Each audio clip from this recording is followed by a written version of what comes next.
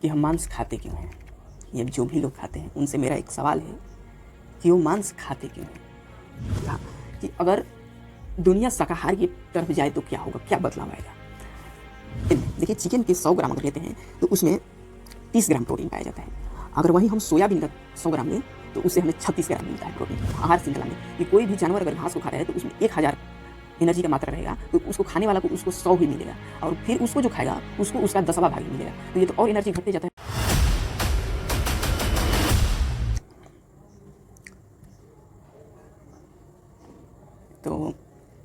तो आजकल एक बड़ा प्रश्न चल रहा है कि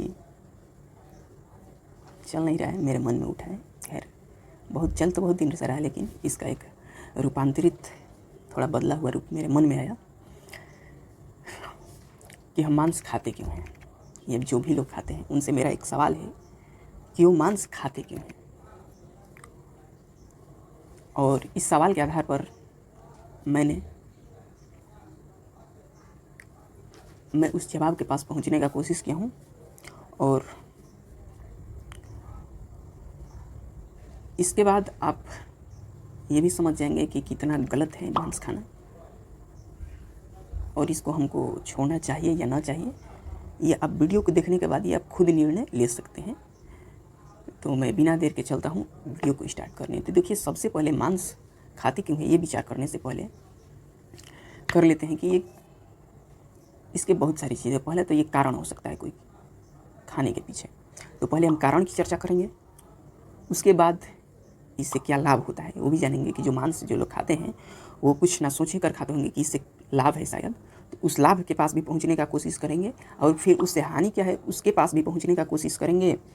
और लाभ हानि को मिलाकर जो प्रभाव होता है खाने वाले पर या न खाने वाले पर या अगल बगल वाले पर या हमारे समाज पर, तो उस प्रभाव को भी जानने का हम आज प्रयास करेंगे।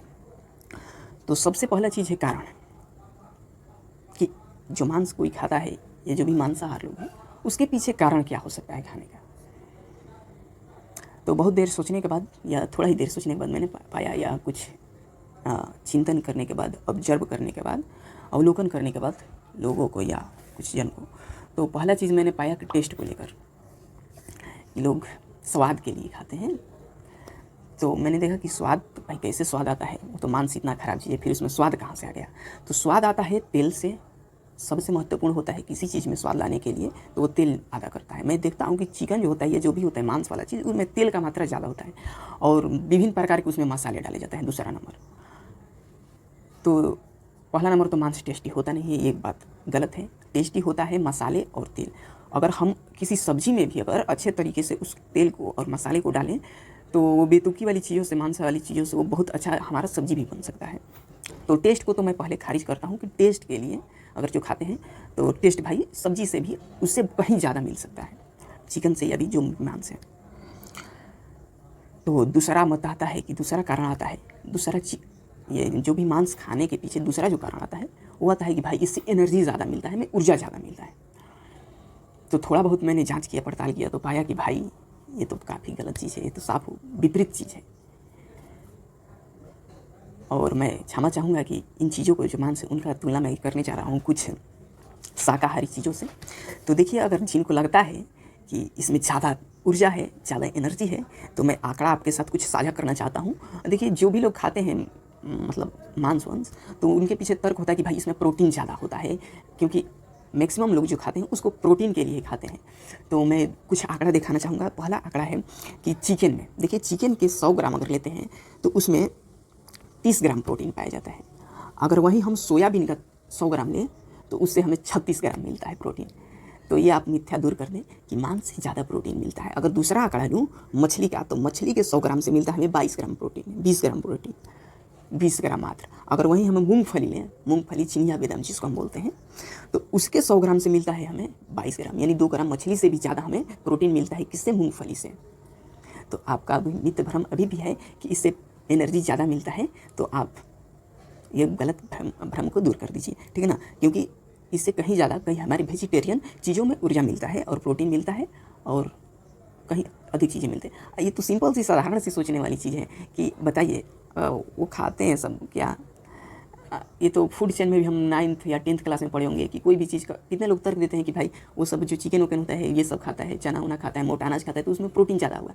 हम लोग तो सीधे 9th या 10th क्लास में पढ़े होंगे फूड चेन में, क्या कहलाता है फूड चेन, आहार श्रृंखला में, कि कोई भी जानवर अगर घास को खाता है तो उसमें 1000 एनर्जी का मात्रा रहेगा, तो उसको खाने वाला को उसको 100 ही मिलेगा, और फिर उसको जो खाएगा उसको उसका 10वां भाग ही मिलेगा। तो ये तो और एनर्जी घटते जाता है। तो ये तो बेतुकी वाली बात है कि वो अच्छा अनाज खा रहा है या चिकन या जो भी है जिसको हम खाते हैं मांस के रूप में, तो उसमें ज़्यादा प्रोटीन होगा।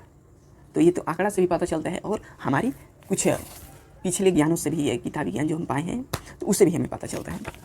अगला कारण हो सकता है मांस खाने के पीछे, वो है जो सबसे मेन कारण मैं कह सकता हूँ, मेन कारण, हाँ लगभग मुख्य कारण यही आता है। मैंने पाया कि जितने भी लोगों को देखा या पाया कि अवलोकन करने के बाद मैंने पाया कि जो मेन कारण है वो है माइंड का डाइवर्जन और या फिर माइंड वॉश। अब कहेंगे कि माइंड का डाइवर्जन और माइंड वॉश कैसे हो गया हमारा। देखिए, सबसे हमारा इसमें जो अहम रोल अदा करता है वो है हमारा समाज।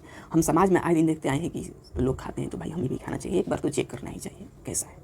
दूसरा चीज़ है टेलीविज़न। आज तो भाई सबके है, तो टेलीविज़न आजकल तो बहुत सारे फूड कंपनी हैं जो कि सीधे तौर पर ही मांस का प्रचार कर दे रहे हैं अपने बिजनेस को चलाने के लिए।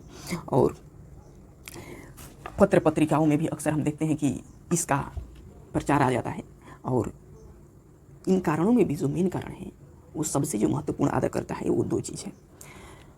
मैं बहुत लोगों को देखा और पूछा भी, तो पाया कि भाई आप क्यों खाते हैं मांस, तो उनका जवाब यही आता है कि भाई बचपन से खाते हैं, तो इसीलिए खाते हैं, अभी बचपन से खाते हैं तो अभी खाते हैं। तो मैंने कहा कि अब बचपन से खाते हैं इसलिए अभी नहीं छोड़ रहे हैं, जानते हैं कि अब गलत है ये चीज़, लेकिन नहीं छोड़ रहे हैं क्योंकि बचपन से खाते हैं। तो बचपन में तो अपने पेट में भी पोटी ही कर देते थे, तो अभी क्यों नहीं करते थे। तो ऐसे वैसे तर्क देते हैं, तो तर्क से तो गलत चीज़ सही हो नहीं जाएगा, वो गलत ही रहेगा। और इसके भी बाद भी जो दूसरा कारण आता है मांस खाने के पीछे, वो खैर इसका सब लोग सामना किए होंगे, वो किताब इसमें अहम रोल निभाता है। अक्सर हम जितने भी बचपन की किताबों को मैंने भी देखा है कि जो बचपन की अधिकतर जो साइंस या भी जो भी किताबें होती हैं जिसमें आहार के बारे में चर्चा रहता है, उसमें मुख्य आहारों में या आहार के प्रकार दिए जाते हैं, उदाहरण दिए जाते थे, तो उसमें मांस या मांस से रिलेटेड चीज़ों का यानी नॉनवेज का जरूर वर्णन होता था। तो अब कहेंगे कि भाई अब तो किताब में भी दिया है, अब बताओ तो मैं क्यों नहीं खाऊं। किताब ये तो कह रहा है कि देखो अगर प्रोटीन हमें चाहिए तो ये खाना चाहिए, मांस ये वाला मांस खाना चाहिए, ये चीज़ लेना चाहिए, इस मांस का हमें तेल लेना चाहिए, तो अब बताओ क्यों नहीं खाना चाहिए। तो भाई अब देखो, तो ये भी गलत है, किताब को भी तुम्हारा मैं गलत काट रहा हूँ, थोड़ा सा धैर्य रखो। अब कहोगे कि किताब को कैसे तू गलत खारिज करेगा, तो देखो भाई हम रहते हैं भारत में, कहाँ पर, तो कहेंगे कि भारत में तो किताब चल रहा है, भारत का है, तो नहीं भाई ये भारत का किताब नहीं है। अभी जो हमारा देश में शिक्षा पद्धति चल रहा है वो अंग्रेजों की लाई गई 1914 में लॉर्ड मैकाले द्वारा पद्धति पर अभी हमारा पूरा शिक्षा व्यवस्था चल रहा है। और आप पाएंगे कि जितने भी एग्जाम्पल दिए जाते हैं आहार वाले चैप्टर्स में यानी पाठ में, तो आप पाएंगे कि वो सारे यूरोपीय प्रदेश के वो सारे खान पान हैं, भारत के खान पान की चर्चा बहुत कम ही होगी।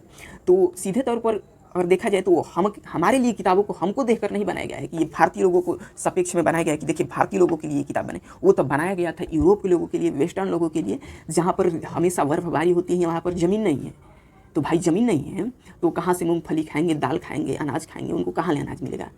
बेचारे वही घी से पीटे खाते हैं जानवरों की तरह। तो अगर आपको मिथ भ्रम है अभी की किताबों में दिया है, तो अभी भी बता देता हूँ कि आपकी किताब भाई नहीं है।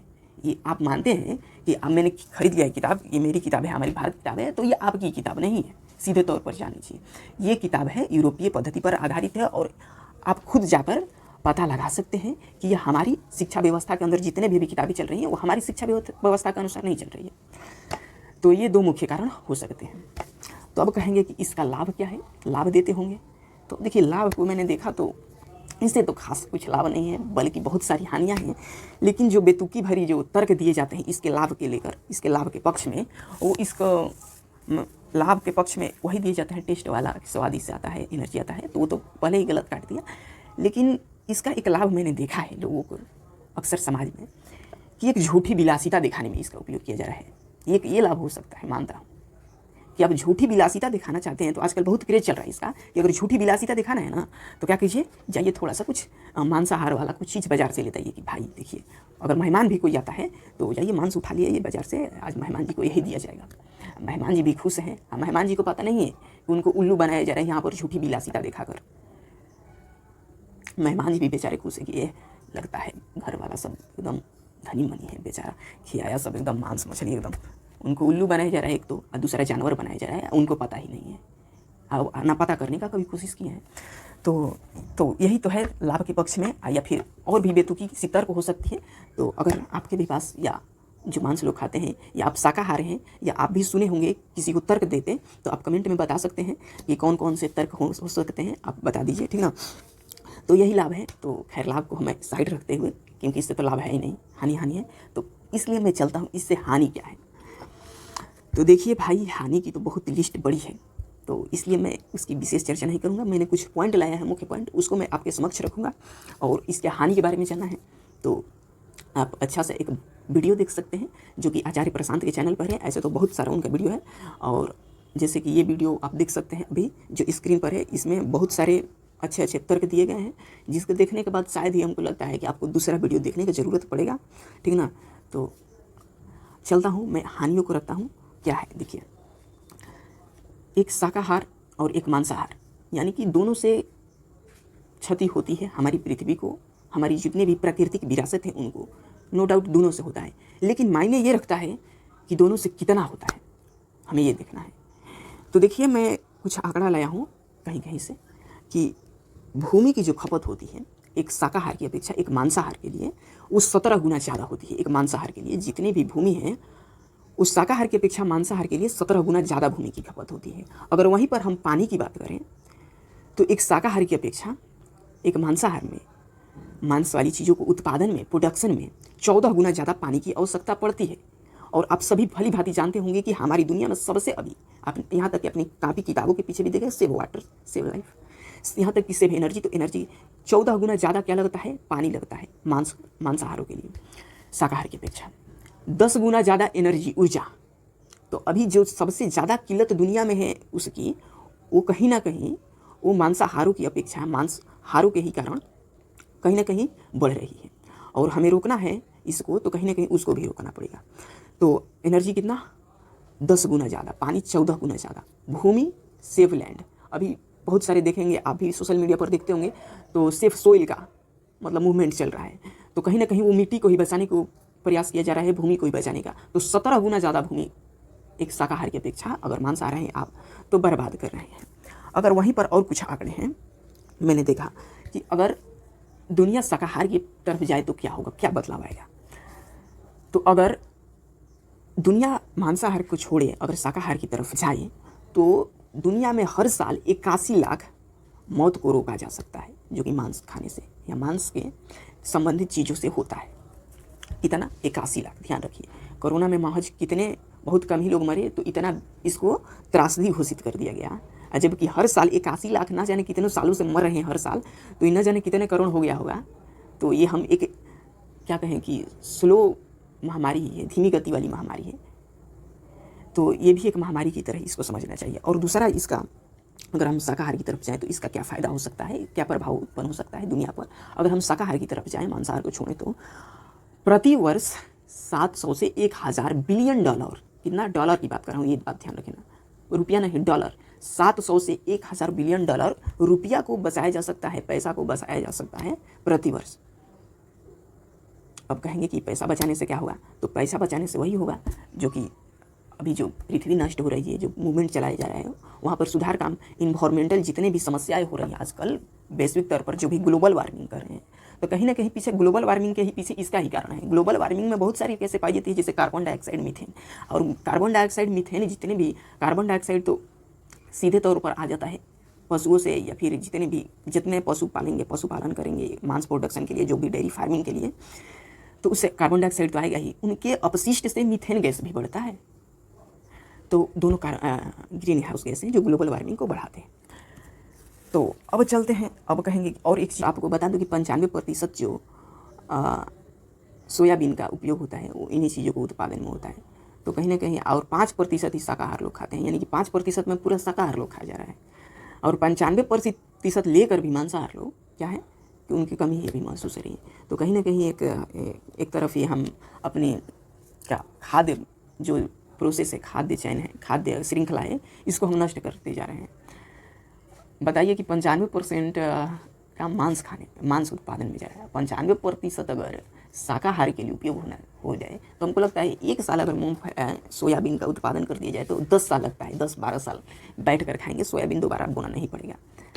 अगर हर साल सोयाबीन बोया जा रहा है तो उसका पीछे कारण जो है मांसाहार है। आगे चलता हूँ, इसके प्रभाव क्या हो सकते हैं। पहले कारण को जाना, लाभ को जाना, हानि को जाना, प्रभाव, इफेक्ट। तो देखिए इफेक्ट जो होता है, प्रभाव जो होता है किसी भी चीज़ का, अच्छा या बुरा चीज़ का, वो 2 ही चीज़ों पर होता है। एक हमारे समाज पर होता है या तो हमें स्वतः खुद पर होता है। तो इसका सोशल इम्पैक्ट हो सकता है, सेल्फ इम्पैक्ट हो सकता है। तो देखिए सोशल इम्पैक्ट तो इसका बहुत सारा है, लेकिन जो मैं छोटा सा सोशल इम्पैक्ट है उसको ही मैं यहाँ पर चर्चा करूँगा। वो है कि जब आप मांस खा रहे हैं तो आप तो खा ही रहे हैं, सीधे तौर पर आप दूसरे को खाने का एक मैसेज भी दे रहे हैं। तो कहेंगे कैसे भाई, मैं खा रहा हूँ, मेरा मर्जी मैं खाऊँ, अब मैसेज ले लो तो अब तुम्हारी मर्जी। तो कहूँ कि मैसेज आप कैसे दे रहे हैं। देखिए शुरुआत तौर पर तो आप भी मांस नहीं खाते थे, आप कैसे खाएँ, किसी को देकर, यानी कि ज़्यादा चांसेस हैं कि आप भी खाएंगे तो और लोग देकर आपको खाएंगे नहीं तो एक बार चेक करेंगे ही ज़रूर। तो आप सीधे तौर पर नहीं, लेकिन डायरेक्टली नहीं, इनडायरेक्टली आप समाज को भी प्रभावित कर रहे हैं, तो आप इसको नकार नहीं सकते। दूसरा है सेल्फ इम्पैक्ट, आप स्वतः को कैसे, तो सबसे ज़्यादा तो आप खुद को बर्बाद करें। पहला नंबर फिजिकली तौर पर और दूसरा मेंटली तौर पर। बाहरी तौर पर आप कैसे, तो बाहरी तौर पर तो बहुत सारे रीज़न हैं कि हमारे डाइजेशन सिस्टम को ही लेकर कि पहला नंबर तो हमारा डाइजेशन सिस्टम ही मांस के लिए तनिक भी नहीं बना है। ये हमारा जो डाइजेशन सिस्टम है, ह्यूमन डाइजेशन पाचन तंत्र है, वो प्योरली जो बना है वो शाकाहार के लिए बना है, वेज के लिए, वेजिटेरियंस के लिए बना है। और आप देखते होंगे कि अगर मांस भी खाए होंगे तो वो खाते होंगे जो लोग, तो पचने में बहुत टाइम लेता है, तो वो हमारे डाइजेशन सिस्टम को भी एथू करता है, प्रभावित करता है। और तो ये है फिजिकल इफेक्ट है। फिजिकल इफेक्ट में न सिर्फ यह हमारे डाइजेशन सिस्टम को प्रभावित करता है, बल्कि हमारे पर देह में, हमारे शरीर में विभिन्न तरह की रोगों को उत्पन्न करता है। अब कहेंगे कि जितने भी स्किन डिजीज होते हैं वो कहीं ना कहीं इन्हीं चीज़ों से आते हैं, मांस से आते हैं। और दूसरा है मेंटल इफेक्ट। तो मेंटली किस प्रकार से हमको प्रभावित कर रहा है, तो भाई सबसे ज़्यादा तो यह मेंटली हमको प्रभावित कर रहा है, क्योंकि हम खा रहे हैं एक मांस का टुकड़ा खा रहे हैं। मांस का टुकड़ा का अर्थ है कि उसको, मांस का टुकड़ा को पाने के लिए कहीं ना कहीं एक जीव को, एक चेतन प्राणी को कहीं ना कहीं हत्या किया गया है। और आप भली भांति जानते हैं कि हर जीव को दर्द का एहसास होता है, पीड़ा का एहसास होता है। और आप भी, हमको ये समझ में नहीं आता कि ये लोग पीड़ा का इनको एहसास क्यों नहीं हो पाता है। वो भी जीव है, आप भी जीव हैं। आपके पास थोड़ा सा पीड़ा आ जाता है, थोड़ा सा कोई आपके घर परिवार में कोई अस्त व्यस्त हो जाता है, तो पूरा मतलब कि एकदम क्या होता है, ऊपर से नीचे सारा कहर छा जाता है, लगता है। अब समझो कि एक, वो भी उसका रीज़न है, कारण है कुछ, और मतलब उसका कारण है तब जाकर प्रलय आया है आपके घर में। अब समझो कि एक अनजान प्राणी को, मतलब बेगुनाह प्राणी को, बेगुनाह जीव को पता ही नहीं है कि बेचारा उसने क्या गुनाह किया है, और उसको अचानक पता चले कि उसका अब कुछ ही क्षण में जीवन जाने वाला है।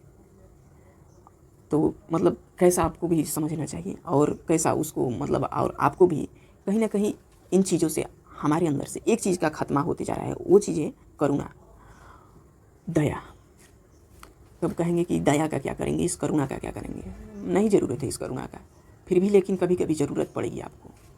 अगर करुणा रहेगी, कि आज करुणा नहीं रहेगी, दया नहीं रहेगी किसी जीव मात्र के प्रति, तो आज आप जीव को मार रहे हैं, आप अपने जीव के लिए, आप अपने पेट के लिए मार रहे हैं। कहीं ना कहीं आप अगर मानते हैं, खैर पेट आप और चीज़ों से भी भर सकते हैं, लेकिन बड़ी शर्मिंदगी की बात है कि आप पेट के लिए अपने मार रहे हैं एक जीव मात्र को। तो कहीं ना कहीं ज़्यादा चांसेस है कि अगर ऐसे ही चलता रहा, और अगर किसी समय ये पृथ्वी से सारे वनस्पति समाप्त हो जाएंगे, सारी अनाज समाप्त हो जाएंगे, तो ज़्यादा से ज़्यादा चांसेस है कि कहीं ना उसके बाद आपका मांस भी, आपका मांस का जो क्षेत्र है वो भी समाप्त होने वाला है, मांस वाला जो आपका दुनिया है वो भी समाप्त होने वाला है। तो बाद में दुनिया बचेगी आपके अगल बगल, तो आपके घर परिवार वाले नहीं बचेंगे। तो उस समय आपकी करुणा समाप्त होगी रहेगी, तो उस समय आपको आपके घर परिवार वाले नहीं दिखेंगे जब वो मांस खाते रहे। उस समय आपको, उस समय मांस का टुकड़ा ही दिखाई देंगे। तो ज़्यादा कुछ नहीं कहूँगा, तो जितना था उतना मैंने कह दिया। अगर कहेंगे तो और सारे मत अपना रख सकता हूँ और ज़्यादा खैर लंबा ना हो जाए, इसलिए मैं यहीं पर अपनी बातों को समाप्त करना चाहूँगा। और आपको इस वीडियो को देखने के लिए बहुत बहुत धन्यवाद।